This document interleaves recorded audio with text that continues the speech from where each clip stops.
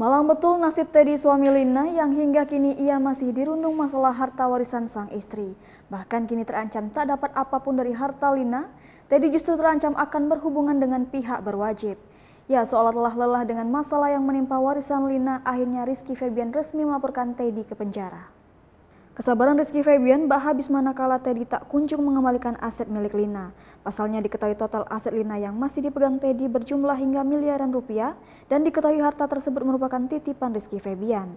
Lantaran hal itu tak tanggung-tanggung, Rizky Febian sampai melaporkan Teddy dengan 2 kasus sekaligus. Dalam laporannya, Teddy diduga melakukan penggelapan dan tindak pencucian uang.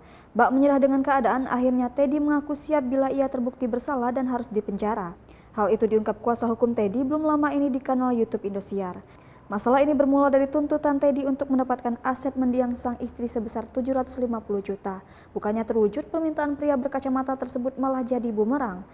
Pasalnya Rizky Febian dan Putri Delina justru balik menyerang.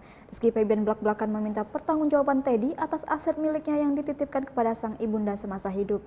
Kembali melansir YouTube Indosiar, aset-aset ini ternyata berharga fantastis lantaran bisa mencapai 12 miliar.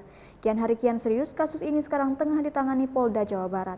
Setidaknya sebanyak 12 orang sudah diperiksa termasuk Teddy sebagai pihak terlapor. Kuasa hukum Teddy Wati Trisnawati pun mengungkapkan kliennya sudah menjalani pemeriksaan polisi pada tanggal 26 April 2021 lalu. Disebutkan Wati saat pemeriksaan berlangsung pihak Teddy telah menyiapkan bukti-bukti hingga pemeriksaan berjalan cukup cepat. Wati Trisnawati membeberkan jika kliennya Teddy sebenarnya tak melayangkan tuntutan muluk, melainkan hanya sejumlah uang untuk biaya hidup bayi Lina Bintang di masa depan.